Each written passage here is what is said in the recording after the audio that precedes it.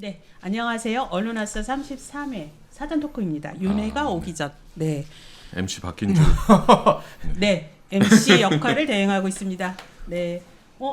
안녕하지 못합니다. 왜요? 지난주 어디 가셨죠? 제가 그 오른쪽 눈에 결막염이 생겨가지고 맞다. 네, 부득이하게 참석을 못했는데요. 제가 네. 없으니까 네. 무슨 일이 있었나요? 지루하더라고요. 네. 그래요? 네. 전 제가 없어도 약간 재밌다고 그랬는데. 제가 없으니까 확실히 재미가 없더라고요. 네. 제가 없어서일까요? 아니면은 안 계셔서 우리 네. 애타게 찾았어요. 네. 그동안 TBS 무슨 일이 있으셨죠? TBS요. 네. TBS가 이제 갑자기 TBS 먼저 얘기를 해야 되는 건가요? 아니요, 저희가 사실은 네. 오늘도 만났고요. 네. 어제 아침에도 너무 만났고요. 어제 오후에도 만났습니다. 너무 많이 만나요. 너무 자주 만나고 있는데 왜 그렇게 자주 만나는지 네. 준비한 영상이 있다고 합니다. 영상 한번 보시면서 저희가 오. 왜 만나는지 보도록 하겠습니다. 자연스러운 진행을. 네. 국정조사 즉각 실시하라!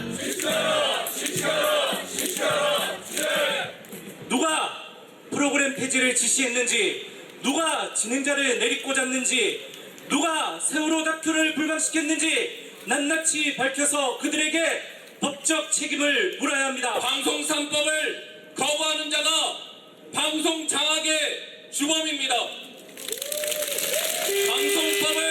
방송 3법, 제2법을 거부하는 자가 방송의 독립성을 침해하는 주범입니다.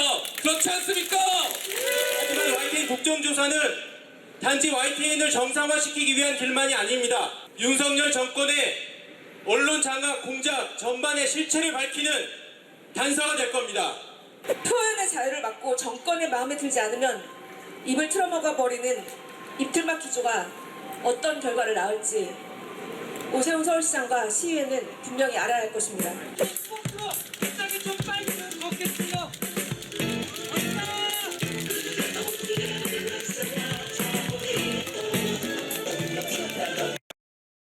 네. 어제 여의도 앞에서 국회 바로 앞에서의 저희 결의대회인데요. 어제 뭐 결의하셨어요? 고지부장님. 어제요. 네. 방송 3법을 반드시 통과시켜야 된다. 네. 그리고 윤석열 정권의 언론 장악 실체를 밝힐 국정조사 반드시 해야 된다. 네. 그래서 YTN 되찾아 오겠다. 그렇죠. YTN 정상화 시켜야죠. 그 네. 특히 이호찬 본부장님의 어떤 그런 그 감동적인 연설이 가장 인상 깊었다고. 저 할수 있습니다. 요자모 부장님 그거밖에 기억이 안 나요. MBC를 살려주십시오. 지켜주세요. 마이크가 없어도 네. 성력이 너무 좋으시더라고요. 네. 귀 찢어질 뻔했습니다. 저. 저 MBC 지키는 게 중요하니까 뭐 제 네. 발언이 중요하겠습니다. 그리고 그날 MBC에서만 80명이 왔다고 들었는데요. 대단한 조직력입니다. 아 진짜 80명이? 주최 네. 측 지역에서도- 추산으로는 한 800명 정도. 아 800명. 지역에서도 예. 많이들 와주시고 네. 서울에서도 조합원들 좀 많이 참여하고 그래서 한 거의 80명 가까이 왔어요. KBS는 얼마나 오셨나요? 저희 뭐 보셨어요? 저희는 한 150명 왔는데. 어제 한 정말요? 200 넘고 많이. 우리 어제 그럼 300이 넘었네요. 그렇죠. 네, 어제 아까 그 인파 한 500명 되는 것 같던데. 네. 저희 KBS 앞에 가서 박민한테 네. 외쳤잖아요. 네. 박민 사퇴하라고. 사퇴하라, 물러나라. 네, 네. 외쳤죠. 저희 나와서 이렇게 좀 구경하시는 분들도 계시던데. 그 이제 사측들이고 네. 저는 사실 어제 개인적으로 굉장히 좋았던 게 지난해에 그 아시는 분들은 저희도 사진으로 몇 번 보여드렸는데 회사가 이제 근조화환으로 둘러쳐져 있었지 않습니까? 맞아요. 네. 이제 그것들을 싹 거치고 이제 빨리 우리가 하셔야 돼요. 와가지고- 윤회가 오고 있다 16분 네. 남았어요. 우리 동지들이 KBS 왔다는 점이 저는 어제 정말 좋았습니다. 네. 빨리 자주 하시죠, 얘기하면 됩니다. 앞으로. 네. 저희가 이렇게 어제 모인 게 이제 22대 국회 개헌 앞두고 지금 언론장악 22대 국회가 막아내야 되고 진상조사 진상 규명해야 되고 할 게 너무 많아서 저희 의지도 밝히고 국회에 촉구하는 그런 자리였습니다. 지금 TBS 지금 패국위기다. 지금 언론에 많이 나오고 있어요. 네. 부장님. 2022년 11월 15일 날 폐지 조례안이 통과됐거든요. 그게 서울 TBS의 지원을 끊는 조례안인데요. 네. 지금 1년 6개월이 됐어요. 그 시간 동안 그날이 진짜 올까? 그날이 진짜 올까 했는데 딱 3일 남았습니다. 3일이요? 네. 72시간? 아니 72시간밖에 안 남았다고요? 네. 얼마 안 네. 남았어요. 근데 저는 억울해요. 어떤 생각이 드냐면 TBS가 뭘 그렇게 잘못했나? 윤석열 정부의 불공정하고 불의하고 부조리하고 불편 부당한 이 세상보다 TBS가 잘못했나 이런 생각이 들더라고요. TBS가 없어질 만큼 그렇게 TBS가 잘못했을까? 세상이 더 불공정하지 않나? 요새 그런 생각을 하고 있습니다. TBS가 윤석열 언론 탄압의 첫 신호탄이어서 그렇죠. 네. 그럼 4월 뒤면은 TBS가 방송이 정파되는 건가요? 정파되지는 않습니다. 왜냐하면 저희는 아마 근데 최소한의 그 인력으로 아마 음악을 틀어야 된다거나 이렇게 해야 될 것 같습니다. 저희가 한 2달 정도는 버틸 수가 있는데요. 그 뒤로는 정파가 될 수도 있습니다. 정말. 2달을 버틴다는 것도 방송을 제대로 하면서 한다는 게 아닌 거잖아요. 저희 1년 동안 방송 제대로 하지 않았습니다. 저희 출연자도 없었고요.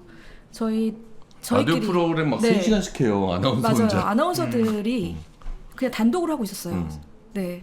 그러니까 서울시가 출자 기관인 TBS에 지원, 재정 지원하는 게 이제 끊긴다 그거이고 그러다 보면은 이제 급여나 운영비가 제대로 안 돼서 운영을 못할 위기에 처해 있다. 지금 이런 그러니까 오세훈 상황이죠. 시장이 뭐 편지도 보내고 막 쇼는 하는 것 같은데 실제 막아야 될 거 아니에요 그러면. 자기가. 그렇죠. 폐지 조례안이 실효되지 않게 하기 위해서 오세훈 서울시장이 시의회 의원들한테 신서까지 보내면서 이 폐지 조례안을 좀 미뤄달라고 했는데 시의회는 꿈쩍도 하지 않습니다. 지금 그럼 이걸 김영기- 완전히 다시 바꾸려고 하면 조례를 다시 만들어서 통과시켜야 돼요? 네, 이번에 만약에 폐지 조례안이 지금 시간이 지나서 실효가 돼서 적용이 된다. 그러면은 일단 출연 기간 해제의 위협이 있고요. 그다음에 지원을 받을 수가 없기 때문에 상업 광고가 지금 허용되지 않은 채로 지금 지원을 받을 수 없는 상황이기 때문에 저희가 폐업에 들어갈 상황도 존재가 하거든요. 그 안에 새 조례안이 만들어지지 않으면 저희는 옛날에 TBC가 마지막 방송하듯이 고별 방송을 정말 해야 될 수도 있는 상황입니다. 근데 이렇게 조례 하나로 폐지 방송국 폐국한다는 건 조례를 만들면 다시 살릴 수 있다 그 얘기 아니에요? 그렇죠. 그런데 그게 안 움직이는 게 서울시의회가 꼼짝도 안 하고 서울시의회에 네. 국민의힘이 한참 과반이 7대 3 구조입니다. 7대 7대 3이요. 네. 특히 그럼- 김영기 의장은 절대 살려줄 생각이 없다라고 아예 못을 박았어요. 아니 자기들이 자기 것도 아니고 뭘 본인이 살려주고 말고요. 지방선거 2년 남았는데 그때 네. 만약에 서울시의회가 네. 야당이 네. 또 다수가 되면 그때는 어떻게 책임지나요? 그러니까 김영기 의장과 문강희 그 국민의힘 의원들이 왜 이렇게 TBS를 없애려고 하냐면요. 정권이 바뀌면 다시 제2의 김어준 돌아온다는 거거든요. 네. 그것 때문에 TBS 자체를 씨앗을 그냥 남겨두면 안 된다. 아예 멸해야 된다. 아니 이런 김어준 생각을 씨는 가지고 있어요. 유튜브에서 방송 잘 하고 있는데 뭘 TBS로 다시 핑계죠. 돌아가요? 핑계죠. 그 핑계를 대서 그동안에 윤석열 정권에 밑보였던 TBS를 이참에 손을 보겠다. 그거이죠. 이렇게 밑보이면 하루아침에 문 닫을 수 있어. 니네 똑똑히 봐. 이 지금 경고 아니겠어요? 그러니까 그게 이제 약간 경고 정도에서 그쳐야 되는데 진짜 없애버린다는 게 이게 말이 되냐고요. 아마 시청자분들은 이렇게 생각할 수도 있어요. 편파 방송을 했으니까 없어져야 된다고 생각하시는 분도 계실 거고, 아니면 김어준 그냥 지키지 못했으니까 없어져야 된다고 생각할 수도 있는데요. TBS가 없어지는 문제는 저는 대한민국의 언론이 정권에 의해서 문을 닫는 최초의 사례라서 민주주의를 위협하는 되게 근본적인 문제라고 생각합니다. 이 선례를 절대 남기면 안 됩니다. 아니 이번에- 편파 방송하는 방송사 엄청 많아요. 종편에. 그러면 그런 데 다 문 닫아야 되나요? 그렇죠. 결국 이번에 뭐 TBS도 그렇지만 KBS도 그렇고 YTN, MBC도 이제 그 지금 위태로운 상황이지만은 이 공영방송이라고 하면 이 공공성을 지키기 위해서 철저하게 무언가 보호가 되고 장치가 있어야 되는데 이 구조가 얼마나 취약한가가 이번에 다 드러나는 것 같아요. 공영방송이라는 것들이. 네. 맞습니다. 다음 네. 달부터 월급은 받을 수 있어요? 월급은 최저임금을 받을 수 있을 상황이에요, 지금. 왜냐면 대표가 일단 상황이 어렵기 때문에 직원들한테 이제 최저임금을 받을 수도 있는 상황이라는 거를 이제 곧 고지를 할 것 같습니다. 그 부분에 대해서는 어떻게 될지 아직 아니 논의가 되고 그거는 있진 않아요. 근로계약하고는 다른 거잖아요. 아니 근로계약 그러니까 어떻게 보면 불이익 변경을 해야 되는 상황이죠. 그러니까요. 한시적인. 근데 그건 동의가 필요한 문제고요. 네. 이런 상황에서도 TV 구성원들이 네. 공영방송 TBS 지키자고 지금 남아 있고 맞아요. 내일도 서울시청 앞에서 공영방송 TBS 지키기 위한 결의 대회가 있죠. 네, 폐지 조례안 기자회견? 실효를 앞두고서 규탄 기자회견이 있습니다. 예, 양대 노조가 같이 하는 거고, 네, MBC하고 KBS 본부장님도 참여하신다고 하는데 와이님 왜 안 오시는 건가요? 아 저는 노사 교섭이 있어가지고요. 네. 지금 김백하고 죄송합니다. 싸우느라고. 아, 네, 네. 이해하겠습니다. 네. 알면서 물어보시네요. 네, 일부러 물어봤습니다. 네, 내일 민원전도 가고요. 많은 네. 시민단체에서 예, 아, TBS 응원하러 네, 시민 여러분들도 갑니다. 시간 되시면은 11시 내일 오전 11시 서울시청 앞으로 모여주십시오. 네, 그 저희- 정문 앞이에요? 서울시청. 잔디밭 있는 그쪽. 네 맞습니다. 그쪽입니다. 분향소 있는 쪽. 아이들 밥그릇 뺏었던 오세훈 시장이 이제 시민들의 방송까지 뺐는데 그 효과가 어떻게 나타날지 2년 후에 지방선거에서 예, 시민들이 반드시 심판해줄. 저도 심판하겠습니다. 감사합니다. 네, KBS 요즘에 소송 중이라고요. 여러 소송 중이요. 여러 이러저러 소송들이 많은데 결국은 이제 무도하게 방송 장악을 하는 부분들에 대해서는 저희도 이제 법적 대응을 할 수밖에 없는 거고 이제 뭐 사상 초유의 일이 있는 게 우리 소속 기자들이 회사와 사장을 대상으로 정정 보도 청구 소송을 했죠. 낙하산 박민 상대로요. 낙한 박민 사장을 상대로 이제 우리 흔히 얘기했던 내곡동 오세훈 시장 내곡동 땅 의혹 보도를 했던 것들을 이제 박민 사장이 대표적인 불공정 방송 사례로 콕 집었고 그리고 앵커가 9시 뉴스에서 그것을 사과했어요. 이런 보도를 했다는 걸 사과했다는 맞아요. 거. 박민이 고개 숙여 그럼요. 사과했어요. 그거를- 일방적으로. 그 담당했던 기자들은 도저히 받아들일 수가 없는 거죠. 그리고 당연하죠. 그거는 이전에 계속 뭐 다른 문제 제기들이 있었지만 검찰 재판에 가서도 이거는 허위라고 단정할 수 없고 공익적인 보도가 맞다라는 판결이 난 거예요. 그런데도 이것에 대해서 불공정 보도라고 콕 집어서 얘기를 했으니까는 담당자들이 못 받아들였기 때문에 이렇게 직원들이 회사와 사측을 상대로 소송을 제기하는 초유의 사태가 벌어졌습니다. 아, 소송에서 꼭 이기길 바라겠습니다. 네, 저희도 또 그렇게 네. 꼭 해야 된다고 근데 생각합니다. YTN도 그 권력의 대리인 낙하산 김백이 와가지고 네. 사과했잖아요. 불공정 보도했다고. 대법원도 줄리보도 사과했죠. 사과했잖아요. 예, 줄리보도 사과. KBS 박민희 한 거랑 똑같이 했어요. 김백 사장도. 네, 김백 소송 안 하십니까? 뭐라고 대국민사과에 대해서 소송하라고요? 그거 말고도 YTN에 지금 YTN 노동조합이 하고 있는 한두 개가 소송들이 아니라서. 너무 많죠. 많아서 네.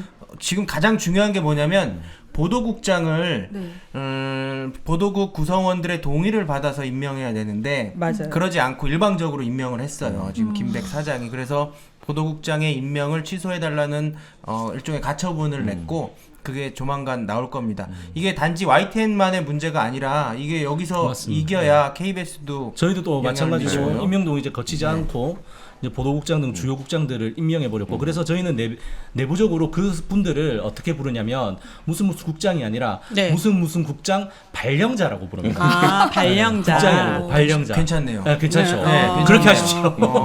예. 아니 그 결과 이제 나와야 되는 거 아니에요? 결과가 나와야 돼요. 아마 이번 주 안으로 나올 거라고 생각을 하는데 워낙에 가처분 같은 경우는 재판부가 이렇게 갑자기 내는 경우가 많더라고요. 저 오후에. 예, 윤석열 결과는. 대통령 낙하산들은 하는 것도 윤석열 대통령하고 똑같네요. 그러니까 이게 뭔가 프로세스가 있고 지휘자가 있고 프로그램이 있었던 거예요. 처음부터. 컨트롤 그렇다고, 타워. 예, 그렇다고 봅니다. 저희가 저는. 그 컨트롤 타워 배우를 꼭 밝혀내려고 하는데 그죠? 국정조사를 통해서 꼭 밝혀야 그럼요. 됩니다. 언론농단 꼭 밝혀질 것입니다. 아 근데 YTN에 지금 코로나도 지나갔는데 백신 센터를 열었어요? 아, 예. 그 사장이 김백 사장이라 김백 체제에서 일어나는 불공정 행위를 신고해 달라. 그래서 이제 백신 센터 열었는데 김백. 예. 코로나보다 무섭다는 그게 김백이요? 아 네. 코로나보다 더 호환 무섭다. 마마보다 저는 얘기 안 했습니다. 소송 들어올 거잖아요. 아, 그런데 조합원들이 적극적으로 여러 가지 신고들을 지금 많이 하고 있어요? 해줘서 예. 그 뭐 김건희 씨 관련된 보도를 축소하거나 돌발 영상 방송된 돌발 영상을 비공개로 전환하고 삭제하고 이런 것들을 다 백신 센터를 통해서 들어온 거거든요. 네. 그래서 감시하는 역할을 충분히 하고 있습니다. 대신에 이제 회사 돌아가는 상황을 너무 구체적으로 잘 알게 돼서 네. 조금 피곤한 마음이 있어요. 와, 그러면 백신 센터 접수된 게 국회에서 국정조사나 뭐 이런 거 했을 때 또 네. 아주 유용한 제보가 되겠는데요. 아, 그렇죠. 예. 네.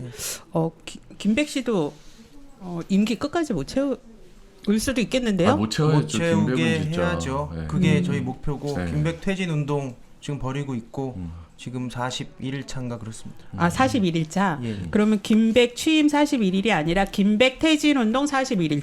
그렇죠. 자, 예. 내일은 오늘 42일차. 유난히 이렇게 날카롭게 쳐다보시네요. 네. 그래서 김백 그다음에 박민 두 글자. 아, 마음에 안 들어요. 저희는 또 굉장히 중요한 재판이 내일. 내일 결과에 나옵니다. 바로 수신료. 네. 수신료 분리고지를 규정한 방송법 시행령 개정된 것이 이제 위헌이냐 헌법재판소. 합헌이냐 그 부분을 이전 경영진이 헌법재판소에 위헌 소송을 제기를 했고 내일 오후 2시에 그 결과가 나옵니다. 갑자기 이렇게 열린 건가요? 저희 계속 1인 시위했거든요. 빨리 그렇죠. 열어달라. 갑자기 나온 엄청 게 오래 하지 않았어요 지금? 한 1년 됐고요. 그 작년 7월 12일에 맞아요. 나왔었기 때문에 소송이 한 1년 정도 됐고 그 결과가 30일 날 내일 나오는 선고가 나오는데 이번 주 월요일 날 27일에 그 일정이 나와버렸어요. 그래가지고 저희들 또 이것에 대해서 뭐 대부분의 의견들이 좋은 시그널은 아니다. 털고 가려는 거 아닐까요? 뭐 그런 얘기도 있고 뭐 그러니까 이게 어떤 경우이든 희망 회로를 돌릴 수도 있는 이 구조가 생기고 이 비관적인 회로를 돌릴 수도 있는 것도 생겨서 이게 일단은 까봐야 될 것 같은데 우려가 큽니다. 이렇게 뭐 사장 같은 경우에는 KBS 사장이라고 하면서 배임이 확실하니까는 차마 소송을 취하는 못하고 사장이 탄원서도 안 쓰고 이제 간단한 자료 내라고 하는데도 한 달이나 걸려가지고 그게 배임이네요. 그렇죠. 사실상 불성실하게 뭐 소송이 임한 부실 거 아니에요? 대응을 한 거죠. 네. 예, 예. 그래서 이 모든 책임은 만약에 수신료 제도를 파괴하는 결과가 나온다라고 하면은 그 책임은 지금 낙하산 박민 사장이 오롯이 져야 할 겁니다. 예. 되게 궁금하네요. 총선 결과로 민심을 반영할지 아니면 22대 국회가 개원하기 전에 얼른 결과를 걸고 하는 건지. 가려고 하는 건지. 네, 그 둘 중에 어떤 하나일 건지는 텐데. 봐야겠죠. 네. 예. 근데 법원하고 헌법재판소가 사실 우리 그 민주주의 최후의 보루인데 네.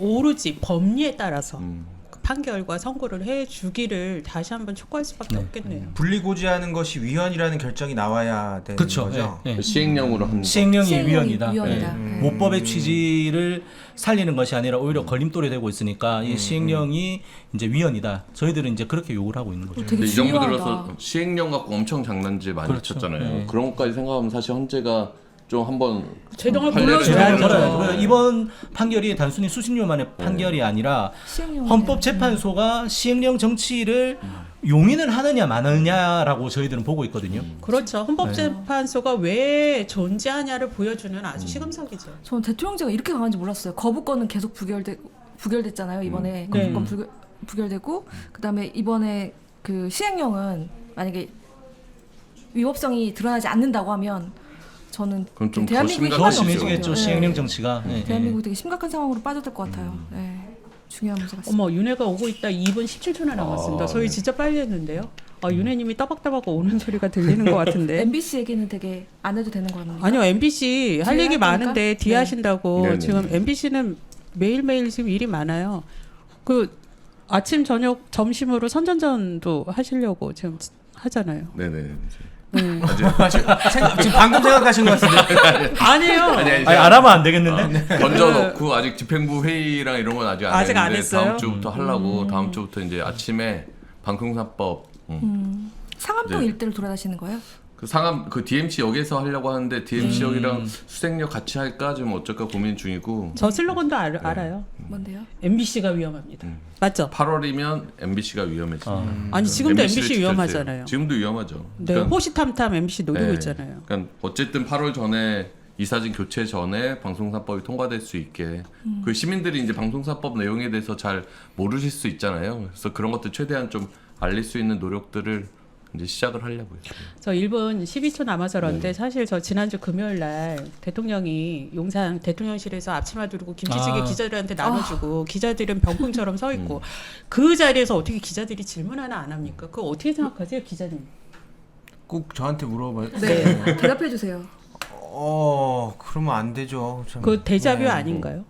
그 예전에 그 박근혜 대통령 예, 탄핵 예, 직전에 그 병풍처럼 서 있던 기자의 첫 번째 의문은 질문 아닌가요? 저 어렸을 때 그때도 얘기했지만 어렸을 때 현장 가갖고 질문 안 하고 오면 선배들한테 엄청 욕 먹었어요. 기자가 현장 가는 이유는 질문하기 위해서 가는 건데 가서 그냥 영상만 찍고 옆에 서 있다 왔냐고. 네, 그리고 이번에 전국 8도에서 그 특산품 다 공수해가지고 시민들이 웬 진수성찬이냐 엄청 지금 분노하고 있거든요.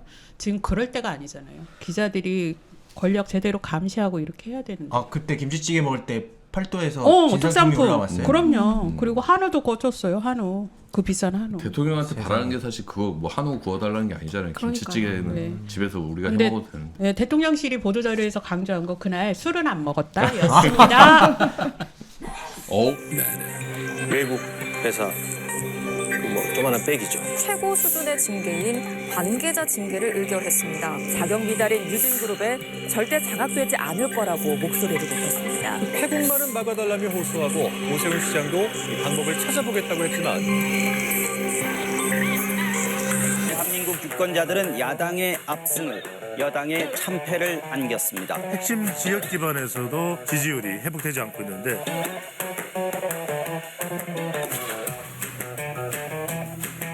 이 뭔 개소리야? 방송 3법을 다시 추진해야 한다고 목소리를 높였습니다. 누구 하셨습니까? 방송 3법이 오늘 오후 국회 본회의를 차례로 통과했습니다. 전 세계 180개 나라 가운데 62위인 것으로 그런 임 회장이 갑자기 입을 틀어막힙니다. 윤 대통령에게 말을 걸다 끌려나가 또 언론인들이시니까 윤석열 대통령 제외할래야 제외할 수가 없어. 그 이유를 또 설명하려니 되게 당황스러운데 도저히 이해가 안 되는 것들이지 않습니까? 카메라가 없는 데서 도대체 어떻게 할 것인가. 시민이 언론의 인싸가 되는 그날까지 진행을 맡은 오윤혜입니다. 반갑습니다. 자, 시즌4부터는 아주 화려한 게스트들이 줄줄이 연이어 출연하고 계십니다. 오늘도 매우 거물급 게스트 두 분을 모셨는데요. 각자 셀프 소개 부탁드립니다. 네. 제 거물이에요. 왜냐면 현 국회의원은 처음이거든요. 그래요? 맞아요. 네, 당선인은 오신 적이 있지만. 환영합니다. 네. 그래서 드디어 이 정도가 됐네요. 이제. 네, 이 정도세요? 좋으세요? 좋으시죠? 네. 반갑습니다. 저는 더불어민주당 고민정 의원이고요. 지금까지 이제 언론자유특위위원장을 맡아왔고, 그래서 과방위 위원이기도 했었고, 그래서 이동관 탄핵이라든지, 또 최근에는 너무 많아가지고 방송계 쪽에는 KBS의 믿을 수 없는 또 언론 탄압 문건이 또 나와서 예, 그걸 가지고도 또 한참 하고, 지금은 제가 민주당 최고위원으로 있다 보니 여전히 이제 언론특위를 맡아가면서 22대 국회에서도 방송법 통과를 비롯해서 쌓여있는 문제들을 이제 임기가 4년이나 되니까 하나하나 다 빠른 속도로 풀어나가겠다. 예, 다부진이 네, 다짐을 기대하도록 하겠습니다. 그리고 우리 김준희 지부장님. 안녕하세요. 언론노조 방송통신심의위원회 지부장 김준희라고 합니다. 유일이 위원장과 같이 일하는 분 맞으시죠? 네, 그렇죠. 굉장히 나오는 게 쉽지 않으셨을 것 같아요. 그럼요. 되게 어려운 저희가 걸음을 지난해부터 뛰셔가지고. 모실라 했는데 네. 그때 목소리 출연 한 번 하셨었어요. 제가 라이브에 약해서 라이브 방송 나가지 말라고 조합원들이 출연 금지령을 내렸는데 네. 출연 금지. 떨리네요. 아, 그래요? 근데 방심위에서 이렇게 방심위 노동조합이 이렇게 뭔가 열심히 싸우고 이런 게 아마 없었던 일 같아요. 근데 그 전에 지부장님의- 싸울 일이 많이 없어서 그랬을 수도 있죠. 있던 건가요? 아니면 저희가 그렇게 막 강성노조의 전통이 있는 노조는 아니었는데 네. 류일임 위원장 부임하고 나서 워낙 상식밖의 일들이 많이 일어나기도 하고 뭐 부끄러운 걸 부끄럽다고 이야기하고 상식적인 이야기들을 하다 보니까 어느새 막 마치 방심위 노조가 언론 자유 수호의 투사가 된 것처럼 막 말씀들을 해주셔가지고 좀 얼떨떨하고 그렇습니다. 네. 그 방심위에서 일하신 지 얼마나 되신 거예요? 방심위 입사한 지는 이제 20년 차고요. 깜짝 놀랐어요. 대부분의 정권을 그래도 한 3번 정도는 방심위 겪으셨나? 출범 이전에 방송위원회하고 정보통신윤리위원회 심의 기능이 통합이 된 건데 2008년도에 저는 그 전에 정보통신윤리위원회로 입사를 해서 네. 쭉 다니고 있고 노조 지부장은 이제 5개월, 6개월 차입니다. 네. 어려운 시절에 네, 하필 지부장을 맡으셔가지고 오늘도 많은 활약 부탁드리고 M님 한 번 더 인사 부탁드립니다. 네, 언론노조 MBC 본부 본부장 이호찬입니다. 네, 그리고 네, 민원연 사무처장 신미입니다. 네, 반갑습니다. 근데 윤혜님 네? 너무 똑똑해 보여졌어. 오늘 안경 안 쓰셨잖아요 원래. 이제 쓰려고요. 아니 그 전에 안 쓰셨어요? 네. 전혀 눈은 아주 좋거든요. 패션이에요? 네. 요즘 댓글에 요새 요즘 댓글에 윤혜님이 미디어 전문가가 됐다고 국회로 윤혜님 보내야 된다고 그들이 얼마나 많이 가짜 뉴스입니다. 그럴 리는 없고요. 자, 메인 토크 들어가기 전에 영상 하나 보고 오겠습니다. 류일임은 그 해악이 우리 방심이 동지들을 넘어서 방송 동지들을 규율하고 탄압하는 데 쓰이니 그 해악이 정말 너무 크매 통탄치 않을 수 없습니다. 여권 우위의 일방적인 구조에서 상식적인 논의 하나 없이 답정너 시비 표적 징계를 일삼아왔던 방심위가 어떻게 뻔뻔하게 합의제 기관의 정신을 운운하며 회의 규칙을 개정하겠다고 합니까? 류일임 위원장의 캐릭터는 정정당당하게 승부를 겨루는 스포츠맨이 아니라 자기 편 흥을 돋구는 치어리더에 가깝다고 생각합니다. 치어리더는 경기의 승패와 상관없이 율동을 계속해야 하죠. 용산을 향한 치어리더, 그것이 바로 류일임 위원장이 생각하는 방심 위원장의 역할인 것 같습니다.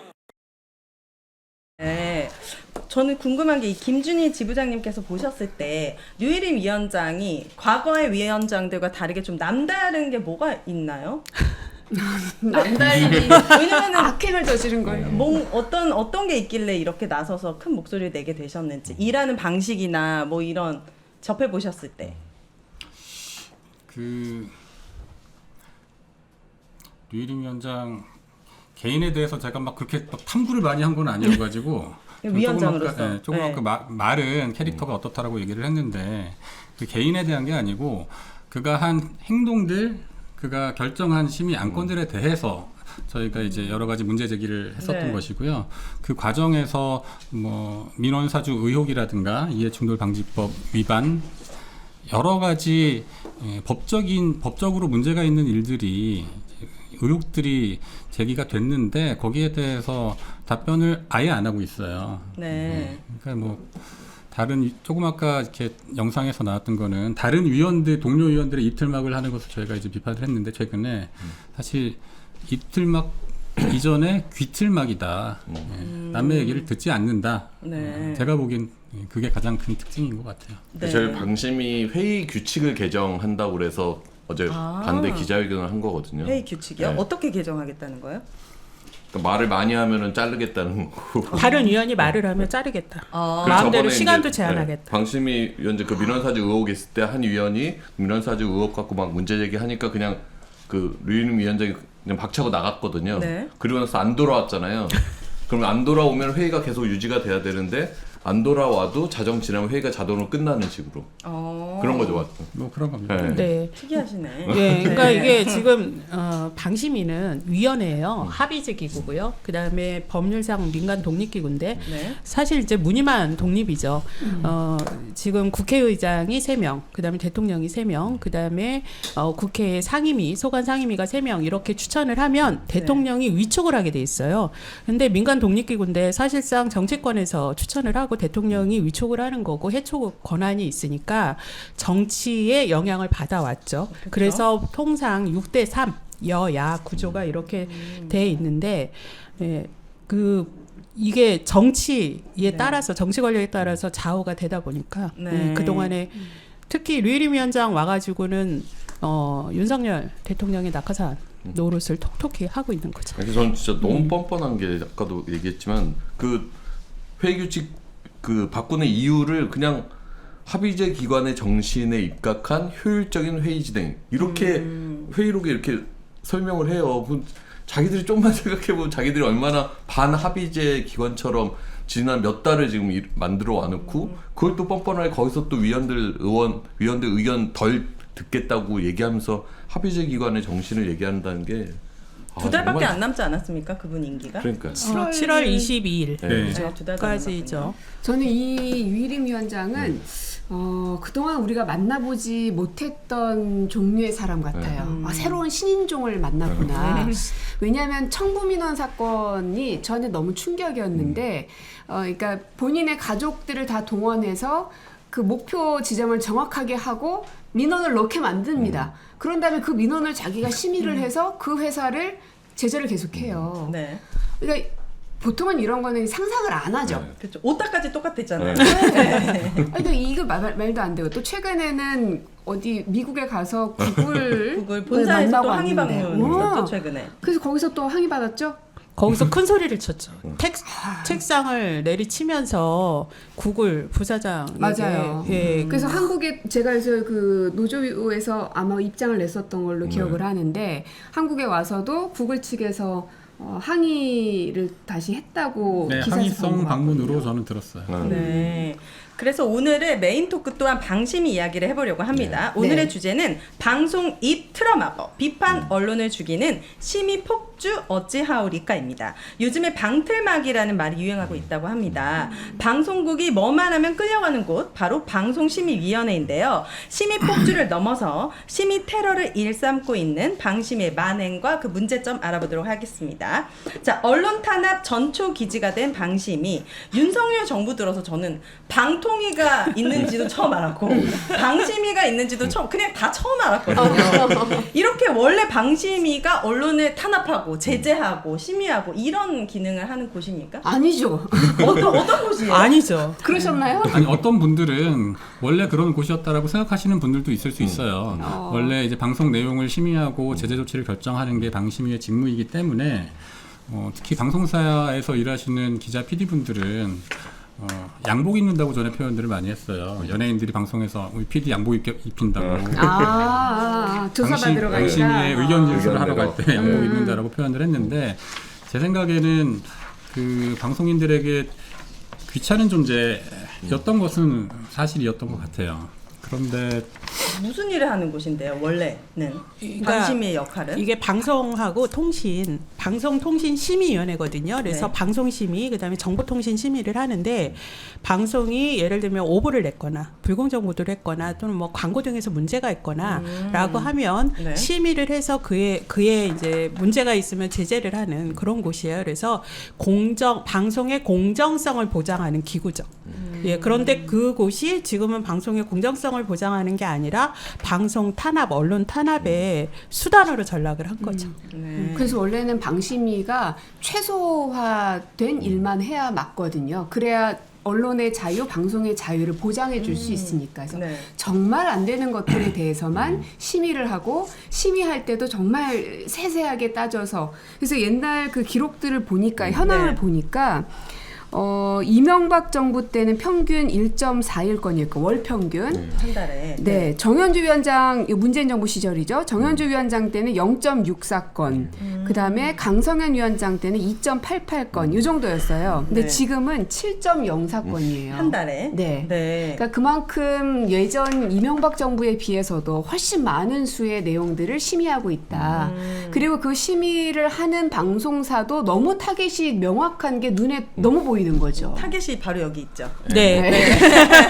온갖 이목을 집중받고 있는데요. 선방위 제재 선거방송심의위원회가 지난 5개월 동안 활동하면서 30건의 법정 제재를 냈는데 그 중에 20건이 MBC. 누구는 17건이라고 해서 좀 적은 것 같다 그랬더니 지역 MBC까지 치니까 3건 늘어서 딱 20건. 3분의 2가 MBC 관련 법정 제재였고 네. 또 제재 수위도 하여튼 MBC는 되게 높은 거예요. 그래서 관계자 징계가 14건 중에 11건이 MBC인가 보여요. 네. 그러니까 방심위에서 이렇게 심의를 해서 문제가 있으면 행정지도하고 법정제재 이렇게 나누는데요. 네. 행정지도는 의견 제시 권고, 예, 이건 경징계로 분류되고요.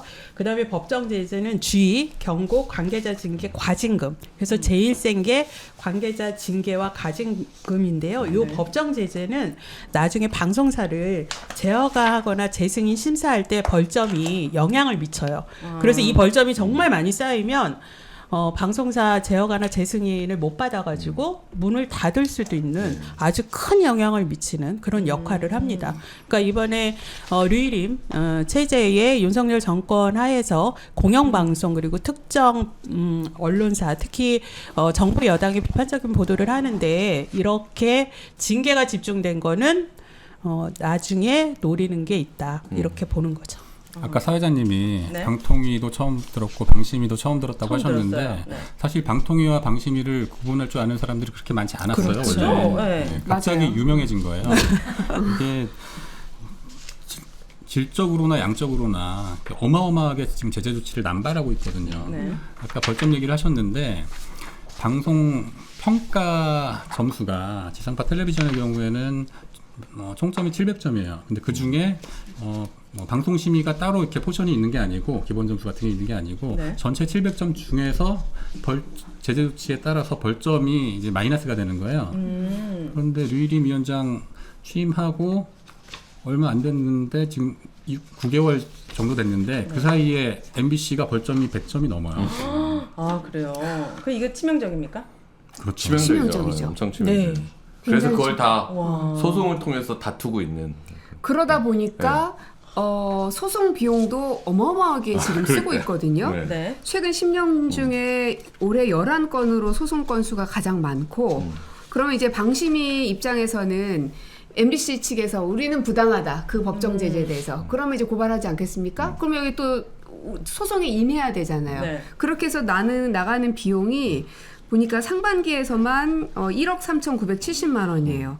그럼 세금이에요? 세금이죠. 그렇죠. 100%. 세금이 그러니까 그렇게 방통위의 예산으로 그걸 쓰는 거예요. 그러니까 그게 엄청나게 많은. 그것도 지금 초반이라서 그렇지. 이제 시작이에요. 네, 이제 시작이어서 아마 연말 되면은 몇 억으로 훨씬 더 불어날 거예요. 몇십억이 되죠. 네. 네. 그러면은 이 류일임 얘기를 우리가 안 할 수가 없는데요. 류일임이 만든 53개 두 번째 이야기 들어가 보도록 하겠습니다. 53개. 쉰. 네. 그 쉬었다 할 때 그 상한 거 이거 말씀하시는 거죠? 네. 그 20년 동안 일을 해보셨는데 우리 김준희 지부장님께서는 뭐 멀리 갈 필요도 없이 과거 문재인 정부와 비교했을 때 어떤 게 가장 힘드시고 어떤 게 가장 좀 편한 것도 있습니까 혹시? 사실 저는 방심위가 과거에 일을 뭐 너무너무 잘했다고 생각하는 건 아니에요. 그런데 있는지도 몰랐으니까 저희 일을 하고 있는지도 몰랐습니다. 제가 네. 뭐 이런저런 자리에서 류일임 효과라는 말을 하는데 류일임이라는 사람을 경험하고 나니까 이전의 위원장들은 천사처럼 느껴지는 약간의 착시 현상이 있다. 심리적 착각 효과가 있다. 뭐 그런 건데 류일임 위원장 오고 나서 직원들이 스트레스를 많이 받아요. 일단 방송심의국 직원들은 업무량 자체도 엄청 많이 늘었고 야근을 참 많이 하고 원래 지상파 방송팀 같은 경우에는 어느 조직에 하나 선호 부서가 있잖아요. 선호 부서였는데 중요한 일을 하는 거니까. 그런데 지금은 기피 부서 1순위가 됐어요. 네. 전에 직원들 인사하기 전에 이렇게 희망 부서를 적어내는데 한 명도 써내지 않았다 그러는 거예요. 저희가 죄송하다고 해야 되나? MBC 때문에 아니 이거는 류일임 위원장을 비롯해서 윤석열 대통령도 그렇고 국민 앞에 저는 사과해야 된다고 생각합니다. 왜냐하면 이게 그냥 단순히 류일임 위원장이라는 이상한 사람이어가지고 악행을 저질렀다 해서 끝나지 않기 때문에 그래요. 대한민국의 국격이 굉장히 말할 수 없이 떨어졌거든요. 그 민주주의 국가를 여러 국가들이 평가할 때 가장 중요하게 생각하는 것 중에 하나가 바로 언론 자유지수지 않겠습니까? 얼마큼 민주화됐는지. 근데 보면은요, 이제 앞에 정권이 문재인 정부였으니까 거기에서는 43위, 41위, 42위 이런 정도를 기록을 해요. 근데 지금은 62위까지 추락을 했습니다. 그리고 언론 자유 국가 분류에서 한국은 지난해까지 양호함인데 올해는 문제 있음으로 분류가 됐고 그 국경 없는 기자회에서 민주주의 국가에서 공격받는 언론의 자유라는 부제 아래 한국 사례가 언급이 됐습니다. 즉 이 언론의 자유가 탄압받고 있는 국가로 국경 없는 기자회를 비롯한 국제사회에서는 한국을 그렇게 바라보고 있는 겁니다. 그리고 저도 오늘에서야 봤는데 그런 표현이 있더라고요. 스웨덴 예테보리 대학 민주주의 다양성 연구소의 연례 보고서가 나왔는데 2024년도 거.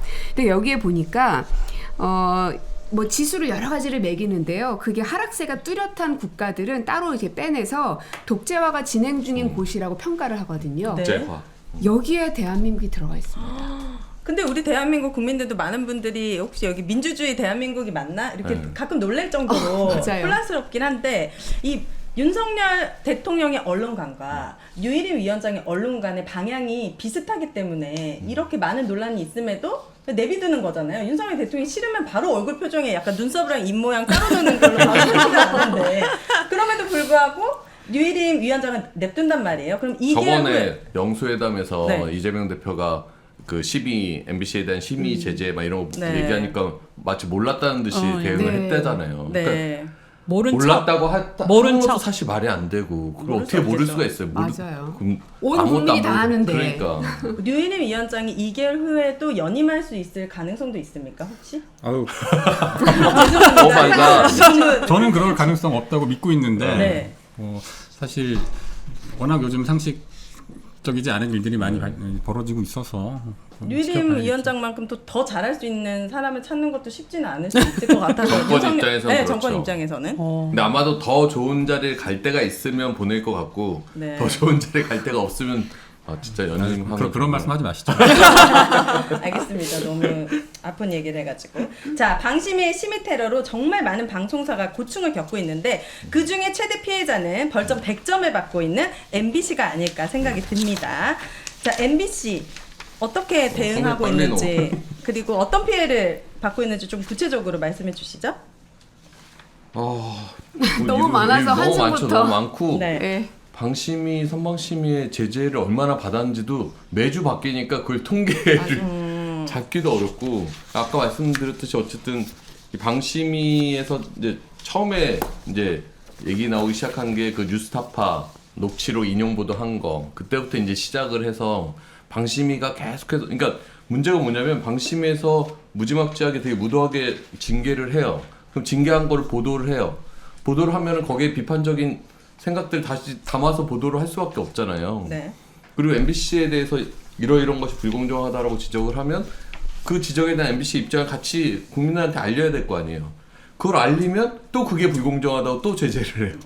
그 제재를 보도한 거를 또 보도하면 네. 또 제재를 하고. 그러니까 무한 루프 보복심이. 네. 보복심이. 그러니까 이 방심위 이런 기준이면 방심위가 제재하면 방심위는 이러이러해서 MBC가 불공정하다고 제재했습니다 하고 끝나야 되지. 네. 여기서 자꾸 군말 붙이고 하면 또 제재해서 이 뉴스타파 인용보도 건 그다음에 바이든 날리면 건은 한 건당 제재가 한 4-5건씩 계속 연거푸 이어지는 거예요. 맞아요. 그러니까 너희가 완전히 고개 숙이고 완전히 무릎 꿇고 조용히 하지 않으면 우리는 계속 제재할 거야. 거의 이런 식이거든요. 근데 방심위뿐만 아니라 보니까 선거방심심의위원회 선방위 같은 경우에도 5개월 동안 운영이 되었었는데 MBC에 아주 집중적으로 심의 테러를 했다고. 그러니까 아까 말씀드렸듯이 30건 중에 20건이 MBC니까 미세먼지 1 포함한 그거 말씀하시는 그쵸. 거죠? 그렇죠. 네, 불멸의 미세먼지. 파란 옷이네요. 저 편파적인 의상을 입었습니다. 심지어는 저희 지역에도 공사하는 데가 많잖아요. 네. 그럼 보통 공사장에 파란색 천막을 많이 치거든요. 맞아요. 근데 그거 보면서 야 저것도 그러면은 불공정한 거야? 막 별 생각이 그러니까 참 정치적 상상력이 대단하구나 윤석열 정부는. 네. 예. 저녁 그러니까 노을 그냥- 보면은 무슨 생각하셨을지 궁금하네요. 뭐요? 네? 저녁 노을 보면서 노을은 오렌지 노을은 빨가니까. 빨간색인가? 낮에는 붉은 파랗고 노을이요? 지금 농담하신 거죠?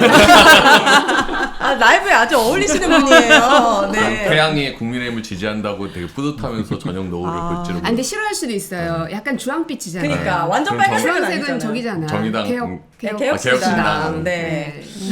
아니 언론 노조가 네. 상징이 빨간색 로고 아니에요? 빨간색이에요. 그리고 오늘은 제가 의원님 오시니까 제가 파란 느낌이죠. 원래 빨간색 옷 입고 지금 몇 달 네. 동안 일했단 말이에요. 네. 자, 그래서 저는 그러니까 네. 미세먼지 일 얘기하니까 네. 나온 김에 얘기하면 네. 아니 어느 방송사가 지상파 방송사가 일기예보를 갖고 선거운동을 한다라고 생각을 하면 그 방송사가 도대체 뭐예요? 그런 방송사가 어떻게 있을 수가 있어요? 이거. 국민들한테 얼마나 국민들을 무시하면 국민들한테 일기예보에 숫자 1 파란색 나오면은 민주당 찍을 거다라고 생각한다는 그 인식부터 예. MBC가 그 의도적으로 민주당을 지지하기 위해서 일기예보에 파란색 1을 썼다라고 생각을 하면 이게 도대체 MBC라는 걸 그런 시각이면 진짜 MBC를 존재하게 네. 만들 수가 없는 거예요. 아니 이게 언론 탄압 이전에 이건 정말 국민을 너무 모욕하는 거예요. 국민이 파란색 그 일 있었다고 어느 당을 찍고 그다음에 어디 드라마에 빨간색 후보가 나왔다고 드라마에도 막 선거 장면 나오잖아요. 네. 그러면 뭐 빨간색 2가 나오면은 그럼 뭐 특정 당당 찍고 지금이 어느 시대인데 국민을 그렇게 우습게 보는 그러니까 그런 인식으로 이거는 정말 국민 모욕 행위다 이런 근데 생각이 그 듭니다. 국민 모욕 행위는 이미 바이든 날리면 때부터 그렇죠. 시작된 것 네. 같아요. 그렇죠. 국민들한테 듣기 테스트를 계속 시키는 거 아닙니까? 정말 저 30분도 넘게 들었어요. 예. 그런데 더 국민의 입장에서 아쉬운 거는 그렇게 말도 안 되는 심의를 하는 기관들을 제재할 수 없다라는 거. 국회에서 아무리 외쳐도 그들을 뭐 이렇게 사라지게 하거나 다른 사람을 임명하거나 이게 바뀌지 않고 더 나빠진다라는 게 사실 가장 화가 나는 부분이거든요. 맞아요. 그러니까 방심위원장이 지금 이제 핵심이거든요. 방통위도 뭐 언론 장악도 탄압도 다 방심위로부터 시작이 되기 때문에 그러면 문제가 있는 방심위원장을 잘라야 되는데 자를 수 있는 방법이 현재는 없습니다. 그래서 지금 이제 저도 법을 준비를 하고 있거든요. 그 사람이 뭔가 문제가 있었을 때는 입법기관인 국회를 통해서 탄핵이 가능할 수 있게끔. 그래서 저희가 작년에 이제 작년이죠. 이동관 탄핵. 예. 이동관 방통위원장을 탄핵하기 위해서 쭉 추진해왔던 거는 그건 법으로 가능했기 때문에 했거든요. 근데 방심위원장 할 방법이 없는 거예요. 왜냐하면 민간 독립기구로 돼 있기 맞습니다. 때문에. 그러니까 말은 민간 독립기구라고 돼 있는데 실제는 정말 행정기관처럼 행정기구죠. 행세를 하고 있는 거죠. 근데 또 책임은 안 지고. 맞아요. 그래서 이거는 정말 비정상적인 기형적인 모습이다. 그래서 권리와 권한이 있으면 그에 대한 책임을 묻게끔 하는 걸 법에 실는 게 맞다. 그래서 방심위원장도 잘못이 있을 경우에는 대가와 책임을 질 수 있게끔 법을 개정하는 게 저는 꼭 필요하다고 생각합니다. 그럼 이거는 방송 3법 이외에 이제 법으로 개정하신다는 방심위원장도 탄핵할 수 있게. 상임위는 부를 수 있죠. 근데 방심위원장은 안 나오면 그만입니다. 아니 상임위원회는 나가요. 나갈 수 있는데 국정감사도 받고 하는데. 근데 이제 출석하지 않는다 하더라도 그거를 책임을 물을 수가 없는 거잖아요. 그러니까 저희가 이제 과방위 마지막 그 회의를 하기로 논의를 여야 간에 했었는데 그러면 과기부 장관, 방통위원장은 의무적으로 이제 나와요. 그러나 방심위원장은 그 밑에 단계이기 때문에 약간 좀 안 나온다고 했을 때 강제로 이렇게 끄집어낼 수 있을 만큼의 사실 그렇지가 못하더라고요. 지금까지 나오라는데 안 나간 사람은 없었던 것 같은데 유일임은 어떻게 할지는 마지막에 그 과방위가 안 열려서 좀 안타까웠어요. 이건 좀 빨리 22대 국회 때 불러보죠. 그러니까 한참 선거방송심의도 그렇고 방심위도 무도하게 벌점 테러하고 이럴 때 국회가 약간 이제 선거 기간 막 돌입하고 하면서 이게 이 이슈가 약간 언론에는 많이 나오지만 국회 자체에서 요 이슈를 불러서 묻고 따지고 이런 게 사실 좀 없었던 게 좀 아쉽더라고요. 보통 2달에 한 번은 국회 상임위 열잖아요. 2달에 한 번 안 할 거고요. 제가 이제 민주당 지도부에 있다 보니까 원래 국회법에는 일주일에 몇 번씩, 한 달에 몇 번씩 상임위를 열게끔 법으로는 돼 있습니다. 그러나 국회의원들이 법을 다 안 지켜요.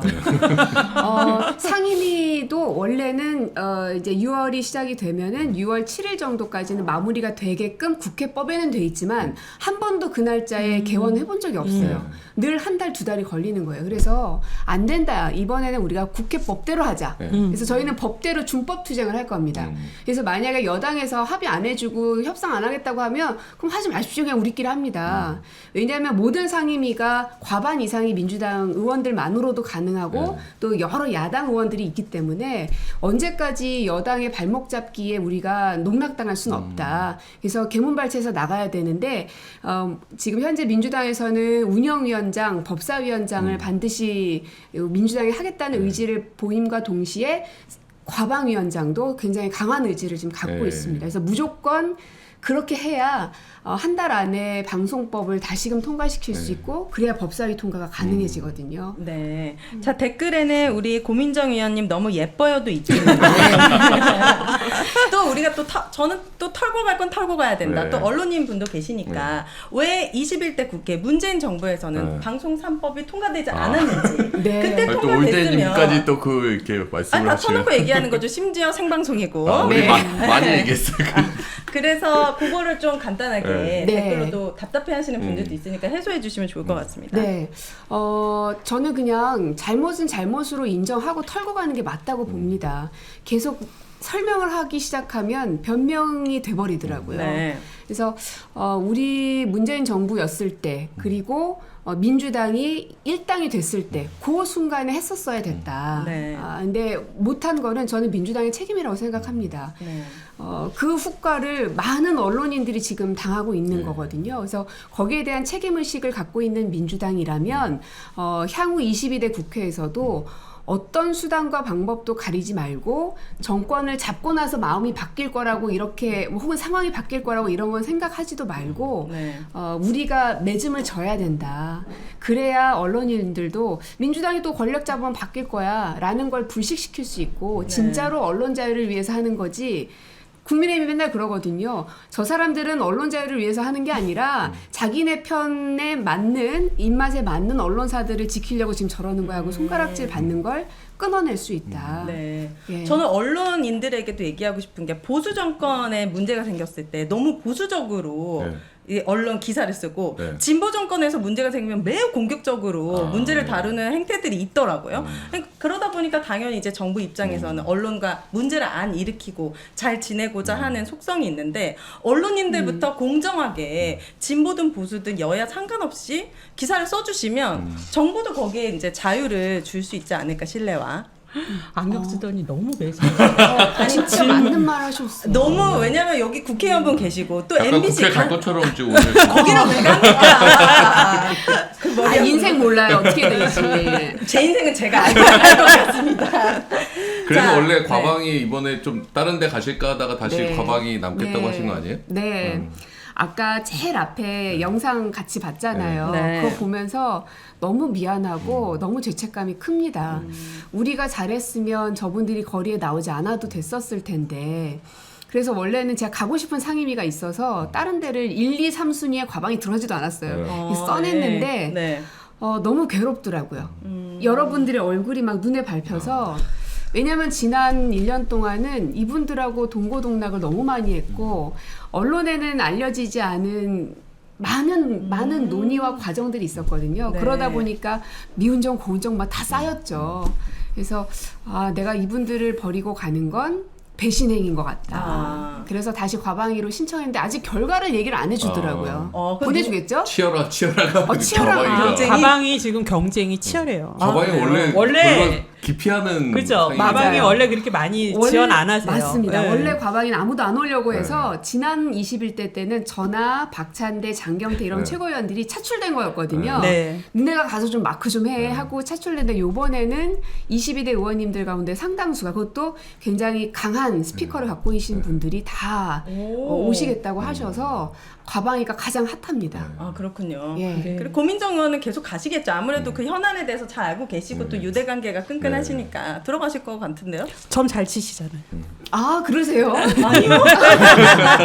그냥 들어가셔야지. 그래야지 또 그거 어떻게 또 업무 인수인계하고 다 설명하고 이런 거 되게 시간 아깝잖아요. 맞아요. 네, 들어가실 거라 믿습니다. 오늘 그 언론노조에 그 우원식 국회의장 후보가 방문을 하셨거든요. 그래서 산업단체들이랑 각 그 노조위원장들이랑 이제 간담회 했어요. 그래서 그 자리에서도 말씀드렸고 우원식 의장 후보도 어쨌든 언론 자유가 상당히 중요한 가치라는 거에 동감을 하고 그 언론노조 위원장도 언론 문제 푸는 게 민생의 핵심이다 이런 얘기 하셨고 전 비공개 때 어쨌든 그 국민들이 22대 국회에서 원하는 것은 성과를 내는 거다. 뭐 대화 토론도 당연히 중요하지만 어떤 결과물을 내는 게 가장 1순위가 돼야 된다라고 얘기하면서 좀 많은 좀 부탁을 드렸어요. 그러니까 그 방송 3법 처리 이런 것도 어쨌든 그냥 본회의에서 통과시키는 것도 중요하고 근데 거부권을 좀 무력화시킬 수 있는 방안까지 좀 함께 고민을 해서 실질적인 방송자유 문제 좀 해결될 수 있게 좀 해주셨으면 좋겠다. 지금 MBC가 3개월 남은 건 알고 계시죠? 너무도 잘 거의 알고 시한부 계시죠. 인생이거든요. 시한부 3개월도 길게 봐서 그죠. 3개월이고. 그래서 답변은 뭐라 하시던가요? 뭐 개별에 답변하지 않으셨지만 의지를 보이셨던가요? 방송 3법 입법이 상당히 중요하고 그 22대 국회에서 초반에 논의될 사안이다라는 건 알고 계셔서 또 절실함을 잘 알고 계실 겁니다. 네. 왜냐하면 이제 의장 후보 시절에 의원들을 만나면서 뭐 얘기하고 그럴 거 아닙니까? 그래서 저는 제가 하는 게 이제 언론 분야니까 그래서 자세하게 설명을 드렸고 이제는 국회가 대한민국이 공영방송 존재에 대한 우리가 답을 좀 찾아야 된다. 물론 지금 MBC를 지키자, 뭐 KBS를 지키자, 뭐 이런 것들도 있지만 공영방송 공영방송을 해체하겠다는 게 윤석열 정부의 목표이기 때문에 공영방송이 대한민국에 반드시 필요하고 그러려면 언론의 자유를 잘 지켜줘야 되고 그걸 정부가 하지 않고 오히려 탄압한다면 국회가 나서서 그 역할을 해야 된다. 강하게 말씀을 드렸고 알았다고 하겠다고 분명히 나한테 얘기했어요. 만약에 안 하시면 가서 따지려고요. 알겠습니다. 따지는 걸로 끝나지 않기를. 알겠습니다. 자, 시민 테러를 일삼는 방심위. 사실 지금 국민의 심의를 받아야 할 곳이 바로 방심위가 아닐까 싶은데요. 자, 22대 국회에서 방심위 손봐야 되지 않겠습니까? 방심위를 심의하라. 마지막 주제입니다. 보니까 방심위의 심의 테러 이미 법원에서 제동했고 앞에서 말씀해 주셨듯이 의원님이 여기에 관련된 소송 비용만 우리의 세금 1억 4천만 원 10년간 최대 규모의 소송 비용이 들어간다고 합니다. 그런데 MBC에 관련된 지금 방심위와 MBC의 소송으로 방심위가 불복하고 또 소송하면서 이런 비용들이 들어가는 거죠? 그러니까 이게 방심위는 이제 민간 독립기구로 법상 이렇게 돼 있으니까 실질적으로 심의는 방심위가 하고 제재를 내리는 건 방통위가 하거든요. 뭐라고요? 이게 방심위가 제재를 하고, 그러니까 방심위는 심의를 하고, 심의를 해서 제재를 결정하면 이제 처분을 해야 되잖아요. 행정처분은 방통위가 해요. 방통위가 약간 해요. 복잡하지만. 그래서 저는 이 문제도 사실 21대 국회에서 좀 많이 문제가 좀 따져봐야 될 것이 이거 방심위하면서 다 류일임 그다음에 선방심위 위원들한테만 초점이 가 있는데 그 선방심위나 방심위에서 무도하게 제재를 하면 그게 방통위 단계에서 좀 걸러지거나 이런 게 있어야 되는데 그냥 보내는 족족 그냥 그대로 방송사들에게 처분을 내리고 있는 거거든요. 그래서 저는 이 사안에서 김홍일 방통위원장 책임도 자유롭지 않다. 사실상 뒤에서 수수방관하면서 방심위의 이런 제재 행태에 대해서 전혀 브레이크를 못 건 게 되게 큰 문제라고 생각해요. 그런데 그거는 현행 법에 방심위가 결정하는 대로 방통위는 행정처분을 하게 돼 있어요. 그거는 조항이 그렇게 돼 있는 거예요. 아니면 심의의 독립성을 심의기구의 독립성을 보장하기 위한 차원에서 그 심의의 기속력을 인정하고는 있어요. 그러면 그 자체가 굳이 방통위가 그거를 심의 의결하는 것도 약간 좀 형식적으로 민간기구 취지로 법 취지는 민간 독립기구로 방심위를 만들었기 때문에 민간 기구의 행정처분 권한을 직접 부여할 수가 없어서 그대로 이제 형식적인 처분 주체는 방통위로 법에 그렇게 돼 있습니다. 근데 거기에다 덧붙여서 그렇다고 그럼 방통위원장은 아무런 책임이 없느냐? 저는 그렇지 않다고 생각하는 이유가 뭐냐면 현재 2인 체제로 운영되고 있기 때문입니다. 원래 이제 방통위는 5인 체제로 합의제 기구이기 때문에 서로 합의를 늘 해야 되는 기구라고 법에 이렇게 돼 있어요. 그러나 지금은 대통령이 임명한 사람으로만 구성이 돼 있습니다. 역대 보면 그러니까 이 2명으로 운영이 됐던 적이 몇 번 있어요. 근데 그때는요. 이런 중요한 내용들은 의결하지 않습니다. 왜냐하면 피치 못하게 5명이 다 채워지지 않았기 때문에 중요한 것들은 의결하지 않았거든요. 근데 지금은 YTN 그 문제 그것도 의결을 했죠. 그리고 이 법정 제재 문제도 굉장히 강한 내용인데 이것도 다 의결을 하는 겁니다. 그러니까 이 김홍일 방통위원장이 이동관에서 이 사람으로 바뀌고 나서 좀 달라진 거는 웬만하면 의결을 안 해요. 그 이유는 김홍일은 이제 법조인이기 때문에 자기가 나중에 법적인 심판을 받을 것에 대한 걱정을 하고 있는 것 같아요. 그래서 웬만하면은 의결을 안 합니다.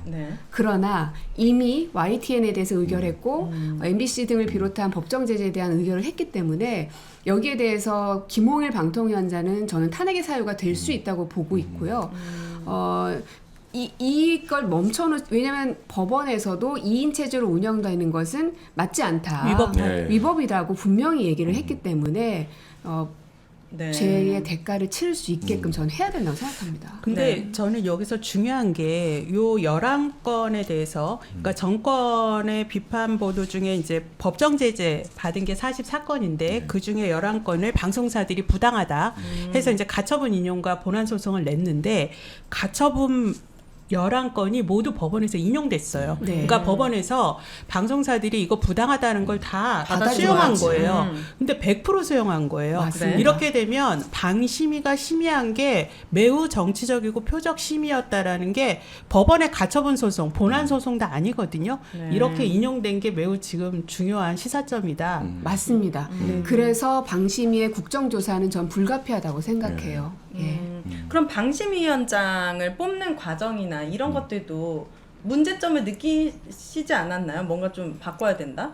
근데 지금은 방통위원장은 국회에서 인사청문회도 하고 네. 검증할 수 있는 방법이 있는데 방심위원장은 그게 없어요. 임명하는 거죠, 그냥, 대통령이. 대통령이 찍어내리면 돼요. 임명하는 게 아니고 9명의 방심위원들을 이제 대통령 3인, 국회 6인 추천을 해서 대통령이 위촉을 하는데 네. 법에는 호선하게 위원들 간에 돼 있죠. 호선하게 돼 있어요. 그게 무슨 말이죠? 호선. 위원들 9명이 모여서 그 중에서 이제 투표해가지고 정하게 돼 있어요. 그럼 뽑힌 거예요, 이분이? 근데 9명 사실상 중에? 정해갖고 사실상, 내려오는 거죠. 네, 그렇죠. 말은 그렇게 돼 있지만 호선이 법적으로 그렇게 규정은 되어 있지만 무슨 의미가 있나 싶어요. 그래서 저도 제대로 된 분이 기관장으로 오기를 바라죠. 그러니까 뭐 국회에서 검증이 필요하다고 생각합니다. 네. 그러니까 국정조사에서 이런 유일임이라는 자질과 전문성도 없고 도덕성도 없고 이 방심위원장으로서 자격을 안 갖춘 사람이 어떤 경로로 추천이 돼서 또 정말 이게 그 9명의 위원들 간의 호선이 맞는 건지 이거는 진상조사 해야 맞아요. 될 네. 가장 중요한 또 대상이라고 봅니다. 그리고 이번 22대 국회에 김현 의원님이 이제 들어오셨잖아요. 네. 그분은 이제 방통위원이셨기 때문에 이런 것들을 너무나 잘 압니다. 손바닥 들여다보듯이. 그래서 이제 이런 분들이 과방위원이 되시면 국정조사 같은 거 할 때 낱낱이 다 파헤칠 수 있죠. 그래서 저희한테는 되게 천군만마가 한 명 이제 들어오신 겁니다. 그러니까 아까 처음에 얘기하셨을 때 방심위가 그동안은 약간 최소한의 심의를 해왔잖아요. 이게 공정성이나 객관성 이런 거를 판단하는 거에 되게 주관적 요소들이 들어갈 수밖에 없기 때문에 그런 걸 최대한 좀 배제하면서 최소한의 심의를 해왔는데 지금의 방심위와 선방심위는 최대한의 심의를 하고 있는 거거든요. 네. 그러니까 그 미디어오늘 기사인가요? 그 미디어오늘이 이제 그 이전에 방심위 활동을 했던 위원분들한테 최근의 사안들을 갖고 의뢰를 해서 이거에 대해 어떻게 보냐 했더니 완전히 정반대의 결과들이 나오는 거예요. 그 위원이 봤을 때는 문제 없으니 거의 대다수인. 그러니까 그럼 방송사 입장에서는 방심위원이 누가 되냐에 따라서 완전히 달라지는 그런 보도를 완전히 다르게 180도 다르게 해야 되잖아요. 그러면 그러니까 그렇게 정치적 견해에 따라서 심의 내용이 이렇게 차이가 나면 안 되는 거잖아요. 그래야 사실 방송사가 이 정도 보도하면 문제가 없겠구나라는 걸 생각할 수 있는데 네. 이건 누가 심의하냐에 따라 완전히 달라져 버리니까 지금은 완전 상식선이 다 무너졌어요. 그러니까 대한민국이 진보 정권도 있었고 보수 정권도 있었는데 네. 역대 어떤 정권에서도 이 정도로 탄압했던 적은 없었습니다. 그리고 제가 눈여겨보고 특징적인 점은 언론에서 문제가 아주 많았던 분들이 다 중심으로 들어왔다는 그렇죠. 건데요. 류혜리 위원장도 거기에서 뭐 배제할 수 없는 인물이에요. 대표적인 인물이죠. 적폐 언론인으로. 그 선방이 5인방, 백성기, 최초로, 권재영, 송영기, 김문환 이분들도 언론 탄압에 있어서도 문제가 많았던 분들인데 이 선방위의 선거 개입 그리고 이 선방위가 정말 공정한지 필요한 기구인지에 대한 얘기도 해보면 좋을 것 같습니다. 공정하지 않습니다. 정말로. 이게 보니까요. 그러니까 선방심의의 심의를 누군가 이제 민원을 넣지 않겠습니까? 그 민원을 넣는 사람들을 보니까 한 60%가 국민의힘하고 공원연이라는 네. 시민사회단체인 거예요. 공원연은 시민사회단체라고 보면 되나요? 보수 성향이 뚜렷하고 예, 국민의힘 등 특정 정당을 공개적으로 지지하는 곳이죠. 맞습니다. 그리고 예. 신생단체이고요. 2022년에 설립이 됐는데 그 당시 설립되는 그 기념식에 그 국민의힘 의원이 가서 축사 직접 하고 대통령실에서도 뭐 화환 보내고 네, 그 정도의 곳들이 지금 들어와 있는데 이 사람들이 민원을 넣어요. 그런 다음에 이제 선방심의에서 심의를 해요. 그 다음에 제재하지. 그러니까 이게 다시 아까 청부 민원 얘기 드렸잖아요. 가족이 민원을 제기하면 자기가 심의하고 네. 법정 제재하고 선거 방송도 지금 거의 비슷한 구조로 지금 돌아갔었던 겁니다. 네. 그래서 이분들 고발하지 않으셨어요? 네, 그래서 언론노조랑 저희 이제 그 심의 피해를 입었던 언론사들의 노동조합에서 이 백선기 최초로 권재웅, 손영기, 김문환 요 5명을 이제 고발해서 수사를 해야 되는데 좀 아직은 소식이 없네요. 수사를 어떻게 하고 있는지 모르겠으나. 네. 그리고 방심위 지부에서도 이해충돌 문제로 국민권익위에다 신고 2번 하셨죠. 2월달에 권재홍 최초로 2명의 선거방송심의위원을 국민권익위원회 이해충돌방지법 위반으로 신고를 했습니다. 네. 그러니까 이제 공원연에서 민원을 제기했다는 사실을 알았다면은 이분들이 그 공원연 전현직 임원들이에요. 네. 한 분은 현직 이사장이고 한 분은 전직 대표. 네. 그런데 이제 선거방송심의위원회 회의를 할 때 보면은 공원연에서 민원을 제기했다는 걸 알았을 것 같은 정황들이 많이 발견되거든요. 우리가 모니터링한 바에 따르면 이런 발언도 하고 네. 그리고 공원연이라는 단체가 매주 자기들이 방심위에 민원을 몇 건 제기했다 이런 거를 계속 보도자료를 발표를 해요. 네. 근데 이제 현직 임원들이니까 전현직 임원이니까 알았을 가능성이 매우 높다. 만약에 알았다면은 내가 공원연 뭐 전현직 임원인데 공원연에서 민원 제기한 사실을 내가 알았다면은 그 회의에서 회피를 해야 되거든요. 안 하겠다고. 예. 근데 이제 회피하지 않고 심의에 계속 참여를 했으니까. 그러니까 공원연이라는 단체에 각 그 방송사들의 약간 이제 보수 성향 노조, 소수 노조들도 네. 이제 같이 연대하고 가입돼 있고 하거든요. 네. 그래서 선거방송 심의할 때 그때 최철호 의원인가 오전에 저희 MBC 내부의 3노조라는 데서 성명을 발표하면 그걸 갖고 와서 내부에서 이런 얘기 있으니까 신속심이 필요하다고 해서 신속심이 진행하고 이래요. 네. 그러니까 자기랑 관련 있는 단체에서 문제 제기한 것을 가지고 그거를 이제 심의 순서까지 바꿔서 빨리 패스트 트랙에 태워갖고 그것도 중징계하고. 류일임 위원장도 공원연 출신이시잖아요. 공원연 출신은 아니고 또 비슷한 단체가 있더라고요. 미디어 보수단체 연대라는 대표 출신인가요? 출신인데, 네. 근데 이제 류일임 위원장에 대해서도 그 이해충돌 방지법 위반으로 국민권익위원회 신고가 지금 돼 있는 상태거든요. 맞습니다. 그런데 이게 되게 중요한 게 네.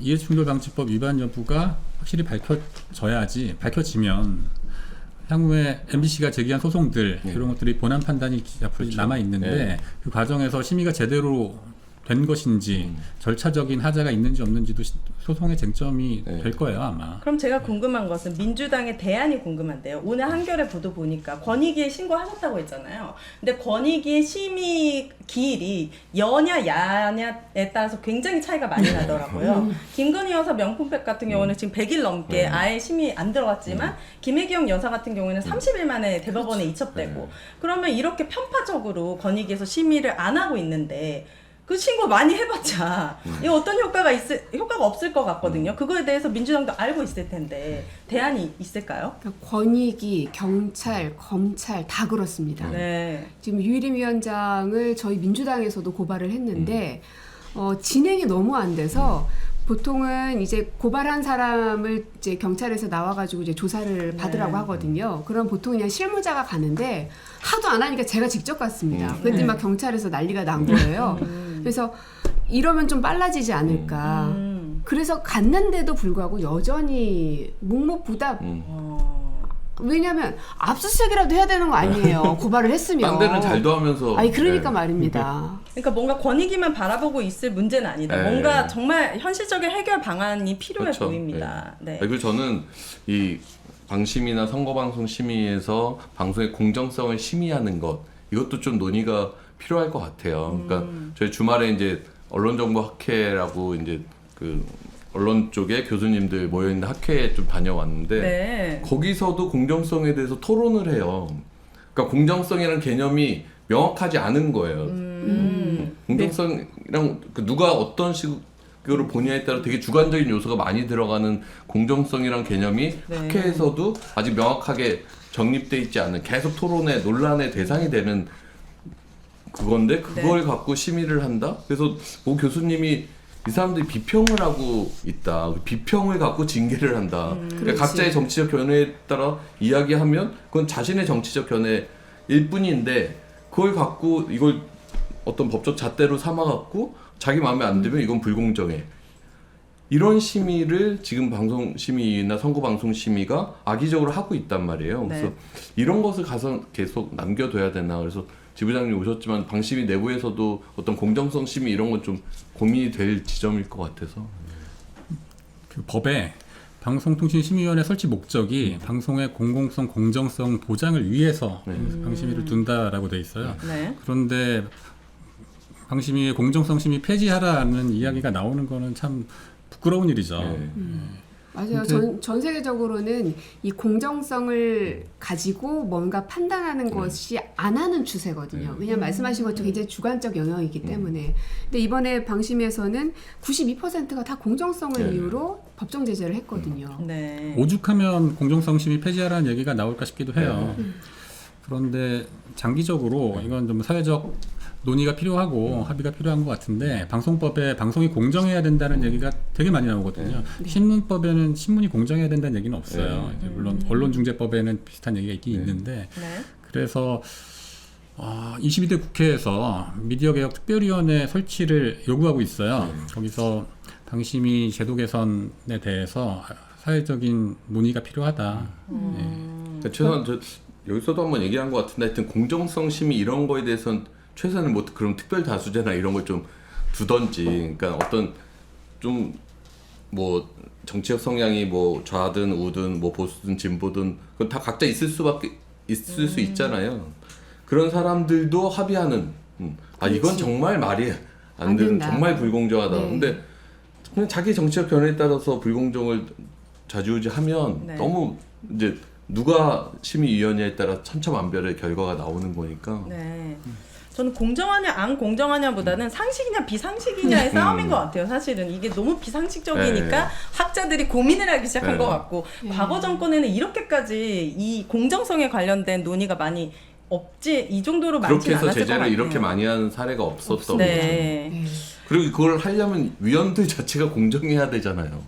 위원들 자체가 완전히 기울어진 사람들이고 맞아요. 뭐 위원회 위원은 구성 자체가 이명박근혜 편파적이고. 정권에서 MBC에 막 그 불공정 보도들을 이끌어왔던 사람이 여기서 공정성을 심의하고 있으니까 이게 말이 이번에 되냐고. 얼마나 편파적인 구성이었냐면 선방심의에 그 심의 대상이 되는 TV조선에서 추천을 해서 얘 TV조선 관계자가 심의위원으로 들어와서 심의를 했어요. TV조선은 몇 점이에요? 벌점이 2년 지금. 그것까지 아직 취재 그래요? 못했지만 아마 좀 거의 비교해주- 없을 거예요.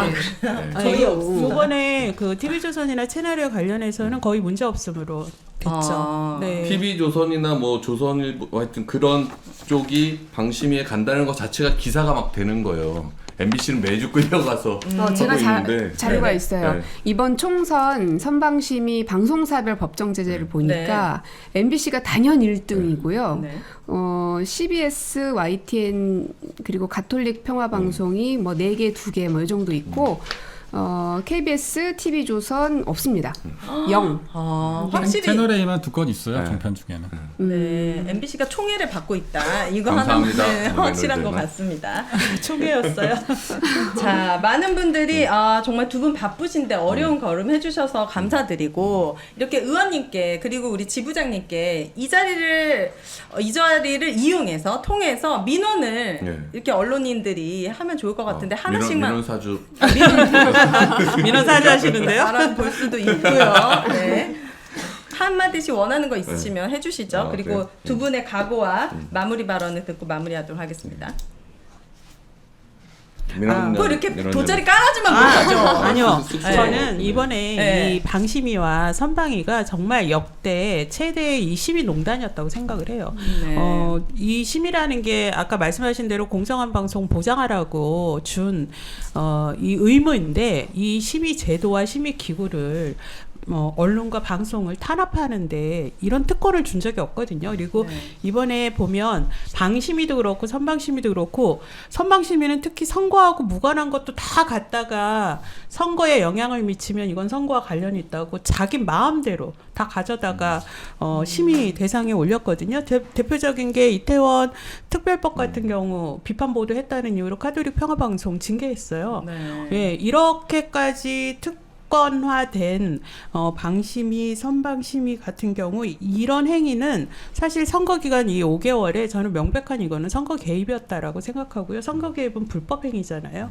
이런 행위들에 대해서 명명백 명백하게 이건 조사를 해야 된다. 그리고 네. 이렇게 심의를 자기 마음대로 류일임이 위원장이라 해서 다 이 합의제 기구 취지를 무시하고 여권 추천위원들만의 다수결, 그것도 일종의 폭력 행위잖아요. 네. 예, 6대1, 6대2 구조에서 당연히 다수결로 하면 합의할 수 없는 건데 일방적으로 강행하고 의결을 밀어붙였는데 결국은 이게 공영방송 그리고 정권이 마음에 들지 않는 비판적인 네. 방송들 탄압하려는 목적이었다.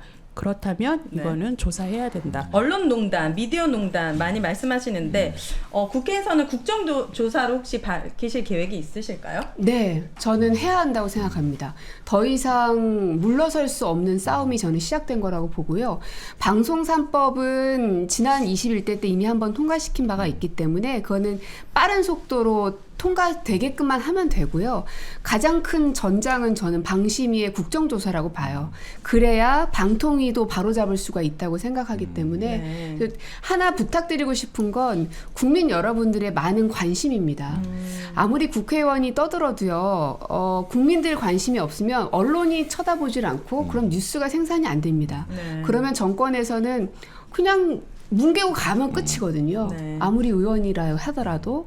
그래서 언론에 대한 뭐 비판 의식도 있으실 수 있고 마음에 안 드는 것도 있으실 수 있겠지만 지금은 너무나 참혹한 수준까지 가 있기 때문에 국민 여러분들이 언론에 좀 손을 잡아주십사 부탁을 드립니다. 혹시 국정조사 했었던 게 있나요? 2년 동안? 윤석열 정부에서? 이태원 참사를 한번 관련돼서. 했었죠. 아, 예. 그거 한번 했었군요. 확실히 국정조사가 이루어지면 관계자들이 다 소환돼서 네. 많은 국민들이 그래도 관심을 갖게 되고 네. 관련된 또 그렇죠. 언론의 뉴스들이 나오게 되고 네. 하면서 훨씬 더 많은 분들이 알 수 있는 계기가 될 것 같아서 반드시 국정조사 이루어지길 바라봅니다. 저는 방신희 지부장님도 어렵게 나오셨는데 네. 아주 어렵게 나오셨어요. 네. 맞아요. 어느 순간 말씀을 안 말씀도 하세요. 지금 되게 약간 어렵게 지금 되게 네. 고심하시면서 근데 전 좀 이해가 되는 게 그러니까 방심이라는 그 기관에서 노동조합을 활동하는 것도 상당히 어려울 거고 방심위는 그래도 위원들이야 저렇게 막 완전히 진짜 불공정한 인사들이 와 있지만 방심위 직원들은 되게 약간 균형에 대해서 고심을 하시는 것 같더라고요. 그래서 말씀도 되게 조심조심 네. 하시고 그런데 그런 상황에서도 사실 방심위 지부 내부의 종사자들이 외부로 문제 제기하지 않았으면은 이렇게까지 방심위 이슈가 사람들한테 관심 못 가졌을 거 아니에요. 그래서 네. 그런 거를 이끄시는 것도 되게 힘들었을 것 같고 내부 직원들 분위기는 또 요즘 어떤가도 약간 궁금하기도 하고요. 네. 제가 이끄는 건 아니고 제가 이끌리는 거예요. 저희가 노조에서 1월 달에 그 방심위원 9명에 대해서 설문조사를 했어요. 그 직무수행 능력을 평가하는 설문조사를 했을 때 류일임 위원장에 대해서 96.8%가 네. 미흡 또는 매우 미흡으로 답했고요. 96.8%. 와. 네, 응답자 중에 한 명이 보통이라고 답했어요. 네. 이미 그 이전부터 작년 11월에 어떤 신문사에서 칼럼에서 이쯤 되면 방심위원장은 내부에서는 이미 탄핵된 것이나 마찬가지다라고 이제 그 표현을 한번 썼는데 사실상 탄핵된 상태가 지금 대략 7개월째 이어지고 있어요. 그 전임 정현주 전 위원장이 강제 해촉되고 이제 보궐로 위원장으로 왔는데 그래서 이제 임기가 2달도 안 남았습니다. 네. 2달만 버티면 이제 위원장이 나가겠지라고 생각하는 게 아니고 2달 안에 반드시 류일임 위원장을 사퇴시키도록 노조가 열심히 하겠습니다. 우리 국민들도 광화문에서 촛불 들 때 최순실을 능가하는 빌런이 나타날 거라고 상상 못했거든요. 그렇죠. 그러니까 무엇을 상상하든 그 이상이 생길 수가 있기 때문에 항상 대비해 주시고 이렇게 중립적인 분들도 류일임 위원장에 대해서는 이렇게 목소리를 낼 정도면은 그분은 문제가 정말 확실하게 있다 생각이 아까 듭니다. 상식 비상식 말씀하셨는데 네. 정말 상식적인 사람이면 내부 직원의 96%가 당신은 네, 자격이 없다. 자격이 없다고 하면 사퇴해요. 그쵸, 눈치가 그 있으면. 상식적이면 그렇게 하지. 네. 아니 자기가 위원장인데 밑에 직원의 그럼 100명 중에 1명도 지금 동의를 3명이 동의한다는 거잖아요. 그럼 네. 누구랑 어떤 일을 할 수가 있어요. 그러면 사실 내려와야죠. 근데 저렇게 비상식적인 인사가 아직도 자리를 차지하고 그 기구를 좌지우지하고 있다는 게 그 위원장은 그 조직을 이끌고 싶어서 들어간 게 아니라는 것에 대한 반증이겠죠. 맞아요. 너무 정리를 잘하신다. 상식적이거든요. 배우가 있다. 네. 오늘 두 분 나와주셔서 진심으로 감사드리고 언론아싸는 오늘 이렇게 마무리하도록 하겠습니다. 각오와 목표 안 들어요? 각오와 목표 네. 지금 계속 말씀하세요. 말씀하셨어요. 뭔가 좀 더 듣고 싶어. 네. 이러면 이분들 또 못 모셔요. 부담 주지 마시고 많은 분들 늦은 시간까지 함께해 주셔서 감사합니다. 언론아싸 함께 외치고 끝내도록 하겠습니다. 시민이 언론의 인싸가 되는 그날까지 언론 아싸! 아싸! 여러분 감사합니다. 네, 고맙습니다. 감사합니다. 네네. 네.